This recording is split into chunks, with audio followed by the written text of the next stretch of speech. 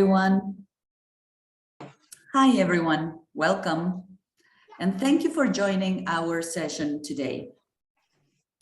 We are going to start our session, the help guide to the CSS profile. We are going to be joined by Melissa Zelaya from EducationUSa Honduras. We are going to welcome her in just a minute. But before we start our session, which again, thank you for coming. I want to remind you what EducationUSa is. EducationUSa is a global network of advising centers from the US State Department Bureau of Educational and Cultural Affairs. What we do is we accompany you in your decision to study a higher education program in the United States. We have 23 EducationUSa advising centers in Mexico.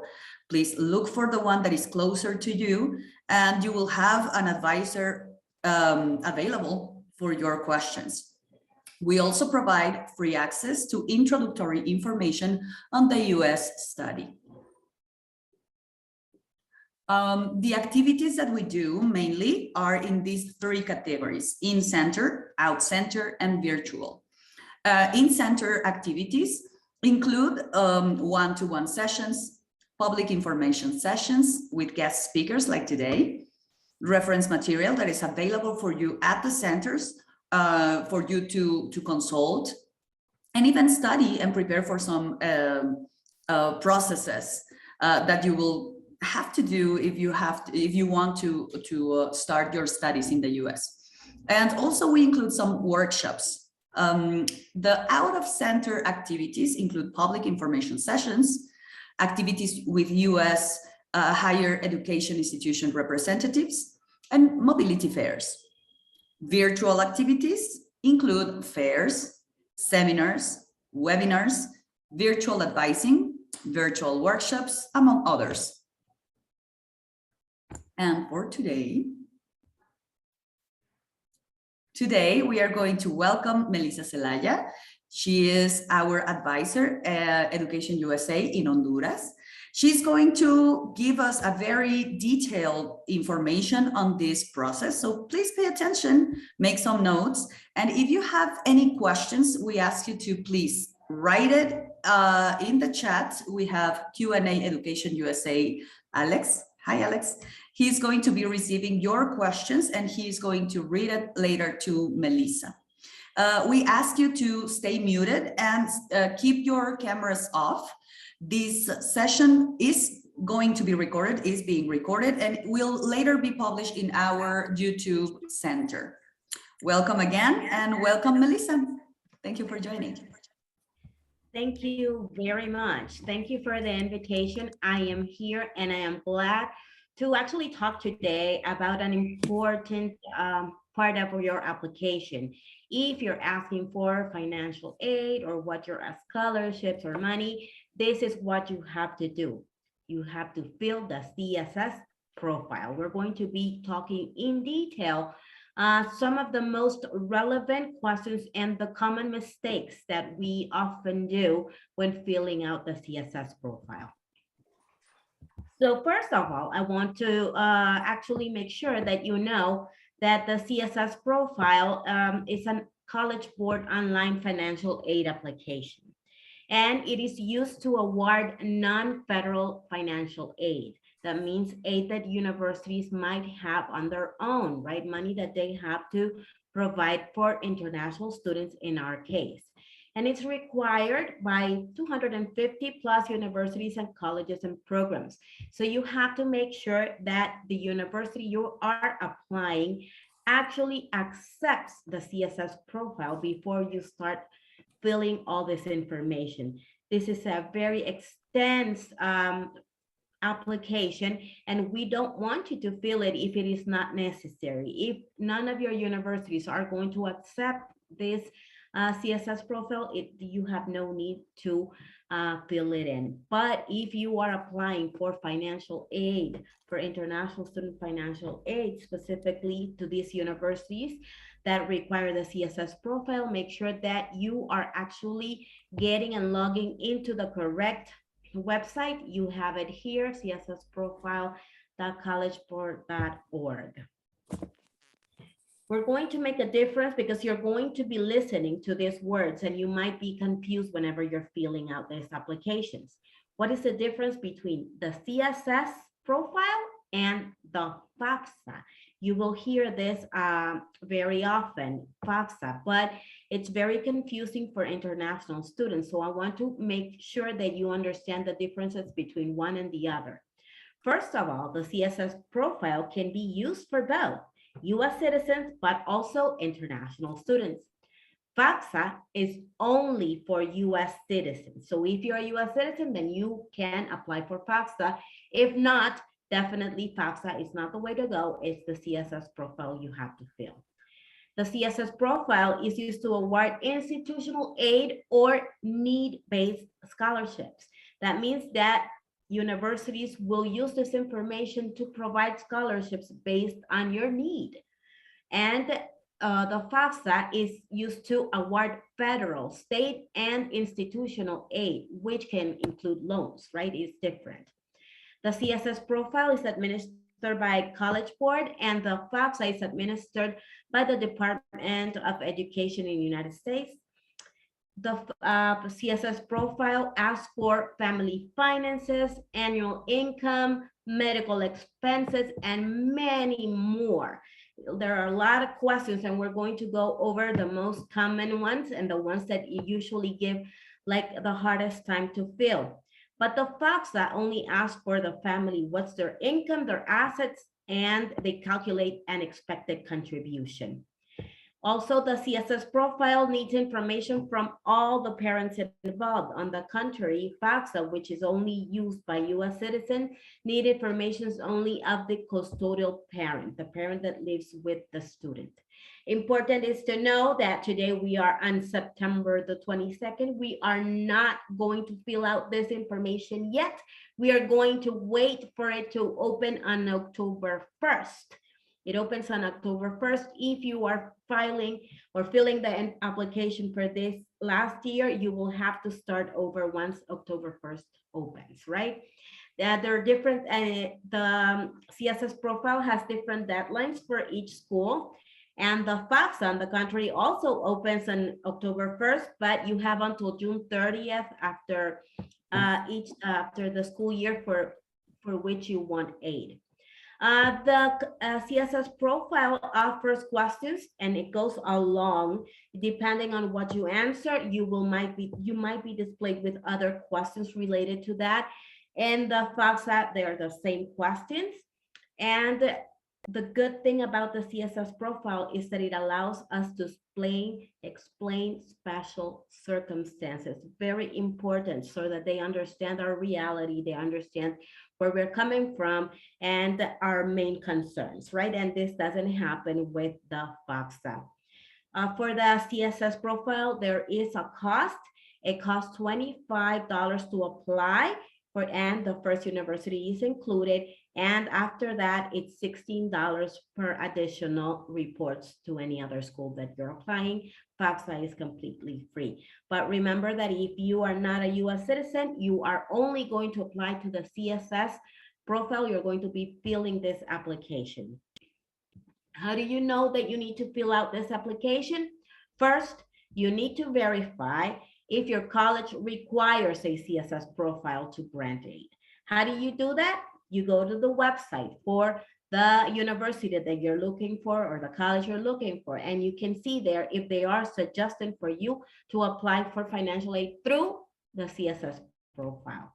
Also, you can check the list of participating institutions on the College Board's website, right? On the CSS profile website, you can check the list of institutions and you can find if the institution you're applying to is actually there. Remember that students and parents will need to complete the information. You will need information for both, for the student and for the parents. I'll be explaining this in depth briefly. What are the documents you're going to be needing to fill out this application? You got to be ready with this before you start filling the information. You need to know that you are going to have the information on the federal tax returns of your family on the previous year. In this case, we're in 2022 right now, so probably the 2021 annual tax return forms for your country will be needed, or any other form of record of money earned in 2021 and during 2022 as well. If you are a business owner or your parents work on their own business, you might want to talk to your accountant on knowing what was the income that you received on the previous year, or you can use the income that you used for filing your tax returns on this 2022 when you filed it. If you did it in April, or if it's different in your country, make sure you're using last year's tax return. You need to have your current bank statements so that you can see your balances, what are your savings, your current mortgage information. If you are a house owner and you're still paying your mortgage for this house, you need to have that information to see how much was the cost when you bought it, when you bought the house, how much was the cost, is the cost now, and how much are you still paying for that, how much is remaining to pay for that mortgage, right? It's information that is going to be very useful. Any records of funds or stocks or savings, any other investments that your parents or you might have, you will also need that information. If you are in a household where you're only living with one of your parents and you have a non-custodial parent, that means that you have your other parent that you don't live with, but you have contact with, you will need your parent's email address because you're going to invite him or her to fill out that information as a non-custodial parent. I'll explain about the non-custodial parent a little bit in depth further. Completing the CSS profile. So how does it start? First of all, we need to understand that it's not open yet, right? So if you see on the screen, you will see that you have to put on the signing to fall 2022, spring 2023. It's not going to be that one. We need to fill the one that says fall 2023, right? Spring 2024.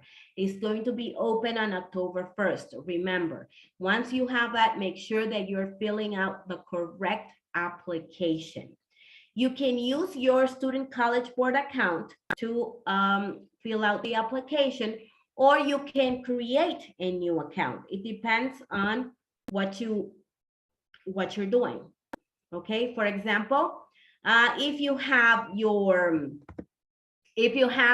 account for College Board, you're going to write your username and your password. If you don't have a College Board account now, you might because you have done the SAT, but if you don't, you can choose to create an account at that moment. We're going to be talking about very specific information that some students tend to forget on how to write, and it's important. For example, one of the most common mistakes that we find is the students, when they are filling out their information, they're not writing their complete names. Usually in our countries, we have 4 names, right? So my legal name is Melissa Alejandra Zelaya Garay. I only use Melissa Zelaya, but I cannot write that on my College Board account. I need to make sure that my 4 names are displayed. The names as it appears on your passport or legal document. Make sure that you're writing the name as that, right? So in the case of first name, Melissa, middle initial A for Alejandra, and my last name, I need to fill out both names. Zelaya Garay, both last name, not only one, and this is a common mistake that we usually make when we are filling out that information. When you're creating your College Board account, you will be given and you will be displayed with this prompt which says that you have to confirm if the following information is correct, because this information you will not be able to make any changes once you have confirmed.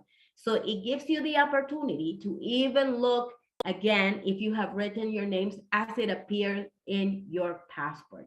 Make sure that you're writing your date of birth correctly too, because in Spanish it's usually different. We come with the day first and then the month. So make sure that you are using the correct format when creating this account. Once you're sure that it is written like the passport, then you can confirm, and this information cannot be changed later on. Okay, so make sure that you click to confirm to create your account. Okay, we talked about this. This is important information. Remember, this is how you are going to be navigating the panel. You will have a different getting started, the student status, your housing information. We will be talking about this, how to fill it in. Remember that, and please make sure that when you are writing down your answers, you're actually looking who are you answering for. For example, in this one, getting started, it says about the student. So if your parents are the ones who are filling this application for you, they might be confused and they could write their own name here, and it's not that way. Look at that. It says about the student. That means that the information that will be provided is about you as the student. So your name, your middle name, your last name, and what we call preferred name is depends. For example, we have a person, her name is Elizabeth, but she goes by Liz. Please do not write on your first name Liz, because your passport doesn't say Liz, but it says Elizabeth. So what you can use, if you want your preferred name, you could use your nickname name, which would be Liz in this case, right? Make sure that you're writing all of this correctly. Okay, about the student, important. Remember that you can, the good thing about this application is that you can save and continue, or you can save and exit it, but everything that you have filled so far will be saved. So that is good, so that when you come back, if you don't have a chance to fill it in one sitting, it doesn't matter, because you can always come in with your password and your username and then start where you left out. Okay. Now, one thing that is important, and it's one of the questions that we get very often, is to write what is your student's citizenship. So yes, you are eligible to have a visa. So students get confused by using that you are US eligible non-citizen, but that is not your case. If you're an international student, you should click for other, okay? Citizen status for international students is always other. So make sure that you use that one, right? Okay, now another question that rises when we're filling this is the student status. It says if you have a dependent, and here some of the students sometimes have to work to help their parents in the household, but if you're working and helping, it doesn't mean that your parents are your dependents, right? Please don't put that you have dependents unless you have a child of your own that you do have to take care and provide for. If you are collaborating at home and if you're bringing money at home to help your parents, that's okay, but that doesn't mean that you're the primary provider. So please do not put that you have a dependent. In this case, you have no dependents unless you have a child of your own. And the housing information, you will be able to write your permanent address and your mailing address. In some cases, the students will have both. In the case that you have a permanent address, will be the one where you live, right, with your parents, or you live on your own, but it's the address that where you're living. And the mailing address, sometimes it happens that students are not living in the same house with their parents because they're traveling or they are studying abroad, and you have a mailing address. So that could be your mailing address if that is the case. Most of the cases, students will have their same permanent address as the mailing address. Good thing about the CSS profile is that you can report parents and you can report unique situations. And these profiles make it easy to report unique situations. For example, if you have been adopted, or if you only have one parent, or if one of the parents is not in the picture, you will be able to mention this at some point. You can list up to 4 parents. Could be your mother, your father, your stepmother, your stepfather. It could be a legal guardian, or in some cases, other. When listing only one biological or adoptive parent, you're asked to select an option for the other parent. So you will have the option to say like unknown, no, or you have no contact or with your other parent. So the reporting unique situations is important so that they can understand your reality and your family incomes. Now, when you're looking at this, you're going to start filling out the information. So they give you parent 1 and parent 2, right? You can write your parent 1 and then it could be your father or your mother and parent 2. And if you have another, in the case that your parents have remarried, you can write you can click on add another parent, and you can click as many as your situation applies, right? If you have a stepmother, a stepfather, and if you have a parent that has died already, then you can click on deceased to make sure that they know that you're not going to be reporting on that parent. Also, you can remove, if you only have a parent, then you don't need parent 1 and 2. You only have one, you can remove one of the parents, and you will be able to explain why you only have one parent. Remember, you can list up to 4 parents in total. Adding the parents is important, right? Depending on who you are adding. And also telling us where are your parents living, in which country. Why is this important? Because they need to understand the parents' economy, right? So if your parents are living in Mexico, you will look for Mexico there. But if your parents are living in another place, in another part of the world, but they're Mexicans, but they're living somewhere else, you can put the country that corresponds. Remember, this will give them an idea of where they are living and what their economic situation will be. One other thing is that it's important to select the school year of the student who is applying, right? Usually, all of you guys are going to write 12th grade, because you have to select from the box there, and you're going to be selecting 12th grade as you are all seniors. Your current high school information, you will see that most of international high schools are actually not listed on the website, on the College Board website, but there is no problem. You can always click on, you will click on and you can write the state, the school name. You can do a high school search, but if it doesn't happen, if the student, it doesn't happen, you can't find your school, no problem, because you can always write not listed, right? You will write not listed and you will move on to that. Alert, no high schools were found on this search, so you will write like that. So it doesn't matter if your school's not listed, don't get worried about it. It doesn't matter, College Board doesn't have a lot of international schools listed, but if yours is there, you choose from your own, from the list. They're going to ask for which college or program you're going to be applying to. You can do it by the CSS code. How are you going to find this? How are you going to know which is the CSS code for each college or university? You can look at it either at the College Board website for the CSS profile, or you can look at it at the college or university of your interest website. You will find it there, and you can write it down and it'll give you the name. And you got to make sure that you are selecting the college that you are really looking for.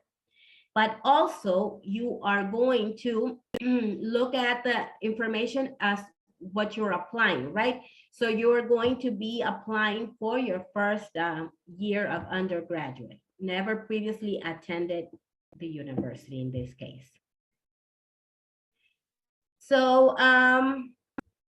remember that they're also going to be displaying if you're going to be applying regular decision, early action, early decision, and I bet your advisors in Mexico have already explained what regular decision, early action, and early decision mean. So make sure that you are clicking on the right one, on the one that you really want to apply. Now, once you have completed the CSS profile, And if you have the situation that you are not living with both of your parents, but you have a parent, one of your parents doesn't live in the household, that means you have a non-custodial parent. Example, my mother and my father divorced. So I live with my mother. She's my custodial parent because I live under her roof. But my father, he provides as well, but doesn't live in my same house. So that would be called the non-custodial parent, the parent that doesn't live on my house. My parent, that non-custodial parent, will have to file his own application for the CSS profile linked to yours. That means he has to create his a new profile. He has to write down your name and as a student, but he will write only about himself. All what he's going to be reporting is his income and his expenses, right? So remember, they need to create another College Board account for the non-custodial parents. Good thing about it, and if your parents are worried, is that the custodial and the non-custodial parents won't be able to see each other's financial situation. It's kept very private, so they don't have to be worried about this. If the student has no contact with the non-custodial parent, then the student needs to contact each university and explain their own situation to see how they should proceed. And they will get instructions on how they have to proceed. If they have no contact, you don't even know where they are, or you don't even know them, then you can explain that to each university and the university will tell you how to proceed. Important about filling out. This is all about numbers, right? It's filling out numbers. So whenever you're filling out either your expenses or your income, please make sure that you are reporting on the correct currency. That means that they're going to ask you which currency will you use, pesos, or you're going to be using dollars. So make sure that you are constant too. Whenever you're filling throughout the whole application, you need to use the same currency so that you do not get confused and start mixing dollars with pesos, okay? At the end, when the universities get this information, College Board through the CSS profile will convert the pesos to dollars. So you don't need to even convert it yourself, right? You don't need to use the conversion tables, but you can do it in pesos, which would be easier, and then the College Board will do the converting, okay? But make sure that you report all the information in the currency you indicated here. Make sure that you use the same currency. Okay. The next questions will ask about your parents' education and employment. So here we come with the parents. Remember that before, when we got started, we were only talking about yourself, right? As a student, information on the student. But now take a look at this and says parent one details. Okay, who is your parent one? Well, probably your mother. I don't know which you chose first to be first, right? So, or your father, whatever you wish. Remember, you're going to be writing just details on your parents, when were they born, email address, their highest level of education, if they are employed or they're self-employed, unemployed, they're retired, anything. Also, this is another question that we get a lot of questions from. It says select the federal tax return. So what most of us that we don't have to file taxes in the US will have to file taxes at home, right? So we're going to say that we have completed our current tax return. If it's completed, we should have last year's tax return, or they're not complete, but we'll file, or we're not required to file. Most of us are required to file. Okay. Now, when you do that, you are going to be asked which type of return, which tax return type you have. In this case, since we are international students, we are going to click on other non-US tax return. because we are not used, unless you are filing taxes in the US, you would use the US tax return. But in this case, if we are international students, we are going to be using other non-US tax return. Remember that we're going to be using last year calendar year's tax return when filling out this information. So what are the kinds of information that we're going to be asked for? For parents and the students for 2021 income, we will ask the income from work, that means their salary, interest, if any, income from business, if they have businesses, from real estate, if we do have real estates or properties, income from farms, pension, retirements, parents and student assets like investments, valuables like jewelry, artwork, antiques, money owed to them, to your parents by others. Maybe your parents have loaned some money, lent some money. My current amount in cash, your savings, and your deposits. That is why it is important to have all those documents that we talked at the beginning, so that you know where that information is going to be taken from. Now we're also going to be talking about expenses. It's not always about income, right? I wish, but we have a lot of expenses, and sometimes we forget to write the expenses that we are having on a day-to-day basis. So make sure that you have any medical or dental expenses that you had last year, any loans that you had to pay either for students or any loans that your parents have, any alimony if you live with non-custodial parents, if they have other children that they should pay alimony to, or you or your mother has to pay for any alimony, utilities like electricity, water, internet, your food, clothing, this is family, right? Household necessities, automobile maintenance or payments if you have a car, insurance, either health insurance, car insurance, property insurance, any insurance that you pay, holiday expenses as well, entertainment, people employed at home, if you have somebody who cleans your house, or if you have special circumstances where you have people employed at your home too, any loans, credit card debts,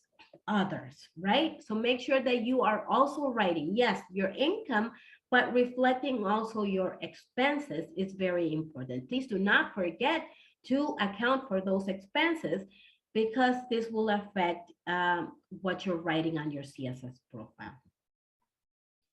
Now, remember that completing the CSS profile as an international student, when we're reporting the household, we are already accounting for the student and the parents.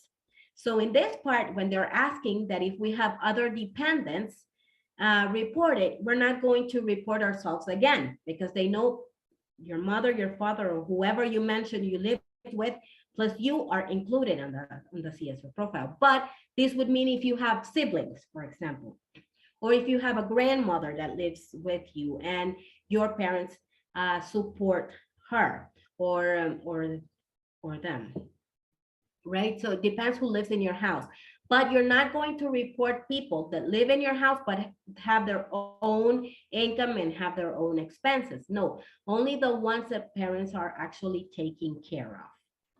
So in the dependent parts, you will include either your siblings, and they will ask questions about each dependent that you're mentioning, right? If you have a grandmother, you will also, that lives under your roof, and your parents are paying for all the expenses, you will have to add her as your dependent, as the family's dependent, and you will have to fill in all the information they are requiring for each of the dependents.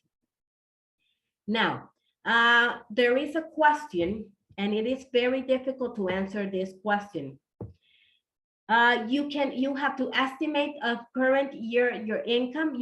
You're going to be writing here what the incomes are for your mother, for your father, or the persons you live with, right? And you're going to make sure that to say if you have a circumstance where your income has been impacted due to COVID-19, for example. And if your answer is yes, you will be asked to provide why, what kind of, you will see a menu displayed there, what kind of circumstance affected your income, right, during that year. Also, they will ask you if you expect a significant income change in your next year. That would be 2023 in this case. Like if you lost a job or you have a new job or you are going to be retired next year, or any changes that you think are going to significantly affect your income. So you can write it here.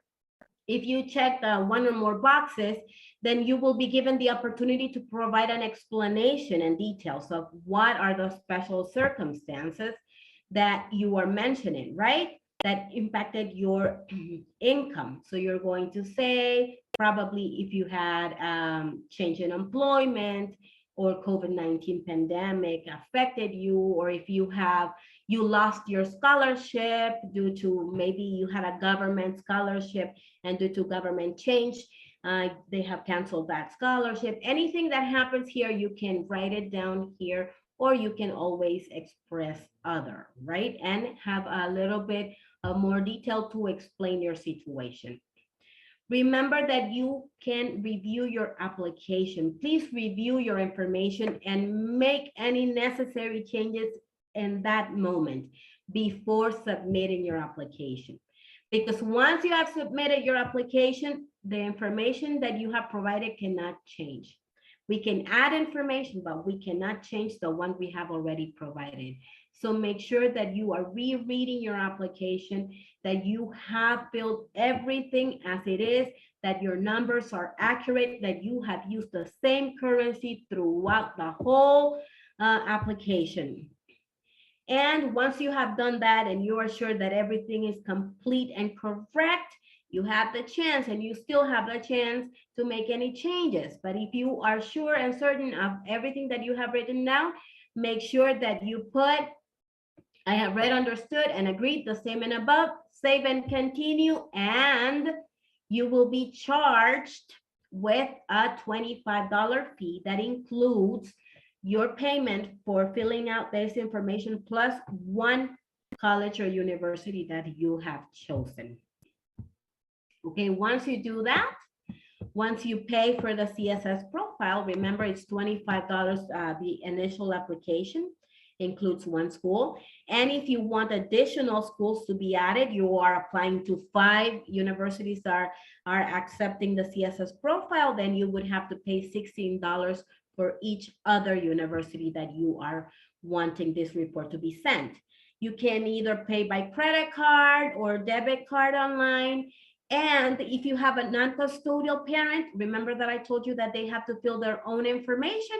Yes, they have to pay, but it's only a one-time fee. It's a $25 fee for the non-custodial parent, but you don't have to pay extra for any other college that you're sending, right? So the non-custodial parent fills it out one time, pays the $25, and that information will be used throughout the 5 or 6 colleges or universities that you have chosen, and they don't have to pay for more. You are already paying the $16 for your application, and the non-custodial parent only pays one-time $25 fee. Remember, there are not available, fee waivers are not available for international students, but there are certain fee payment codes. What is a fee payment code? Some universities and colleges have already bought College Board some codes for students that have difficulties paying for the $16 application fee. So they might have this, so reach out to each college and university that you are applying and see if they have any free payment codes that they can provide you. And there is no limit. You can use the code, several codes. If you have 5 universities and you get 5 different codes, you can use them all.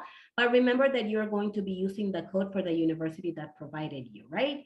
So for example, X university gives you the fee code, the fee payment code, you apply with that code to the X university, okay? Make sure that if it really represents a burden for you to pay those $16 per university, make sure that you reach out to the schools. They might have fee payment codes for you. Remember that you can review your application before submitting, and this is something that is wise to do. you're able to print your answers. And it's also very wise to print your answers and save it to your records. This is very recommended so that you remember what you have written in the rare case that something happens and they lose your application or something, which I don't think that will happen, but you never know. Or if you are asked later on by a certain university, a certain specific question, you know what you have written down before. You remember the numbers that you have written. So please print your answers. It's something very wise to do. Once you check, you will be asked to confirm the application is accurate. So make sure that you have reread that you have reread that application 2 or 3 times. Payment should be done to submit. If you have not paid, if you haven't done the payment, it will not be submitted. So make sure that you pay to submit. And once you submit, you cannot make any changes, but now you can actually do a little bit of a correction. But listen, this is very tricky. This is what you will see once you have paid. You will see your application and you will see your status.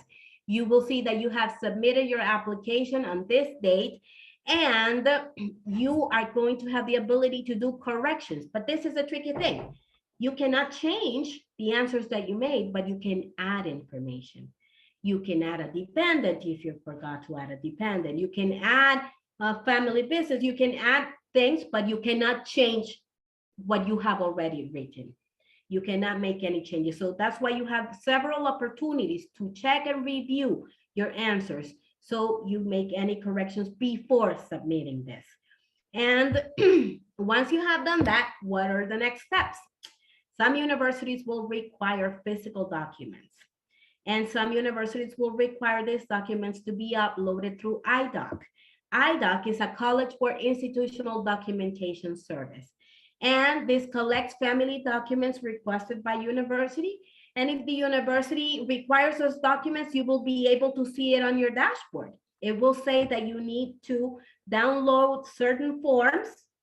You're going to print those forms, you're going to fill them out, and then you're going to upload them as images or PDF formats to iDoc.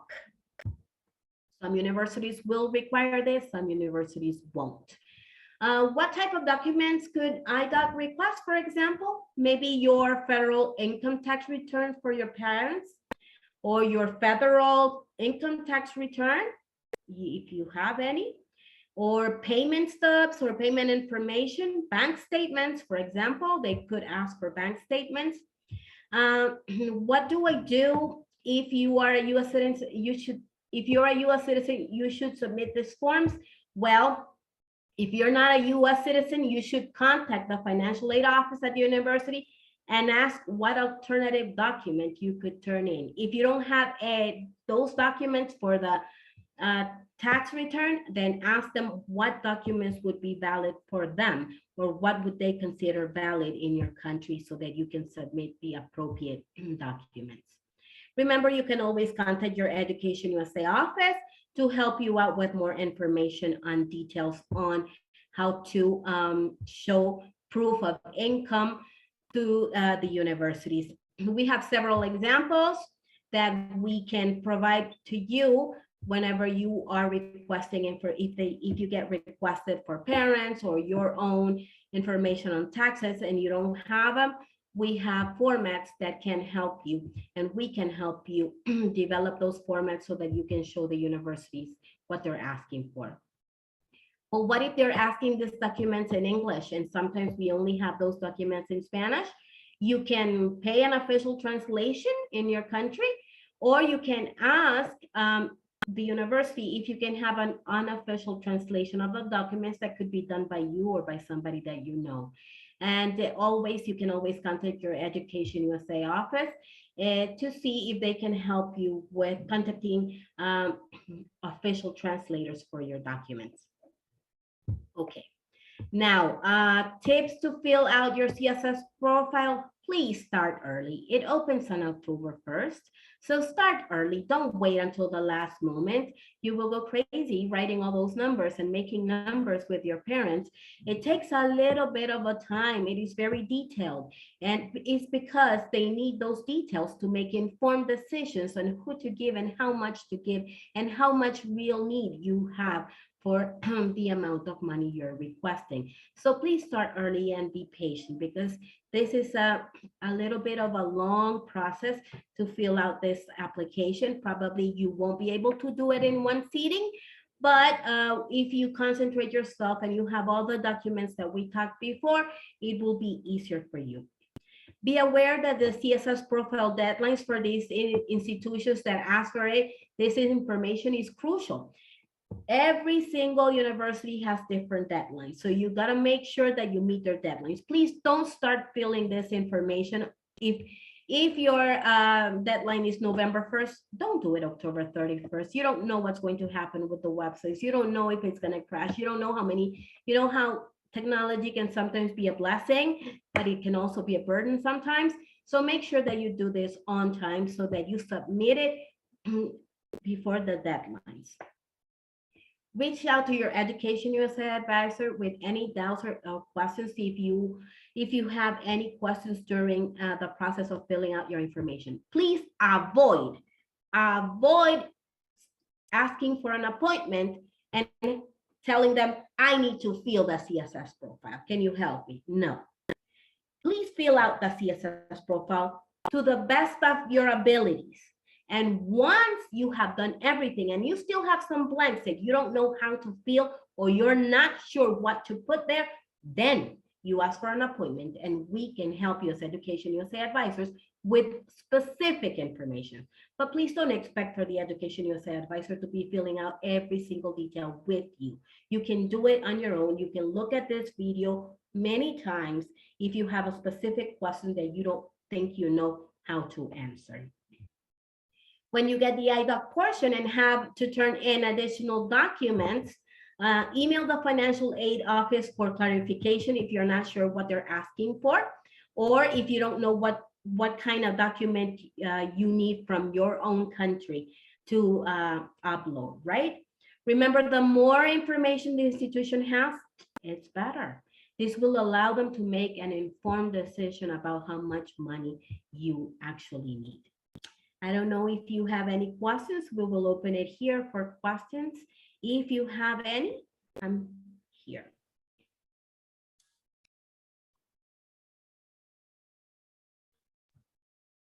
Hello, Alex is going to help us reading the questions. I don't know, Alex, if you're there.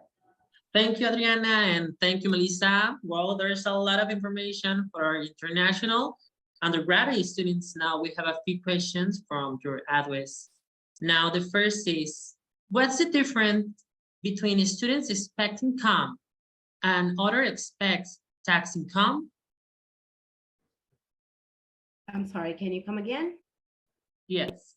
What's the difference between students expect income and other expects tax income?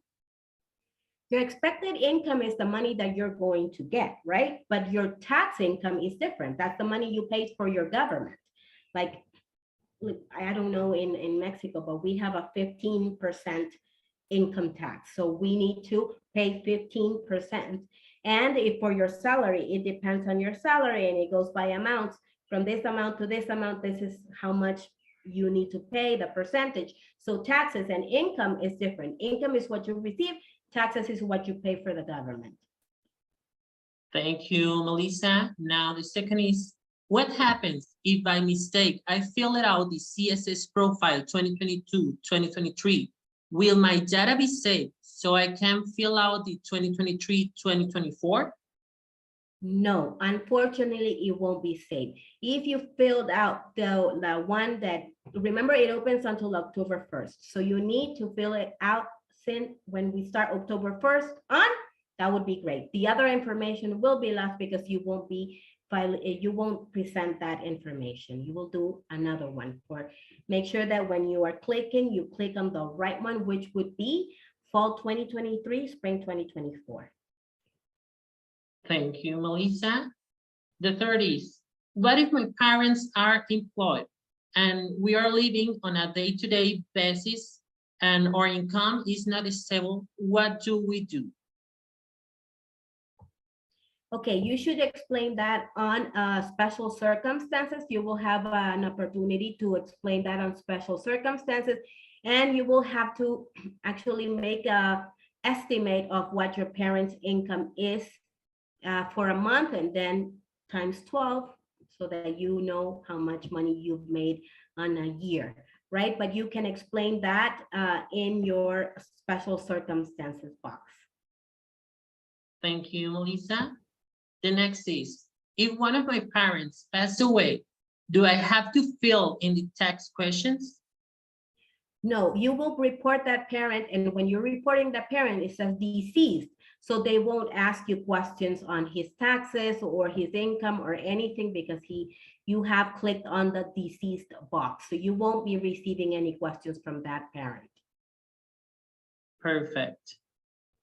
The next is, do we need to upload tax documents even though they are non-US taxes?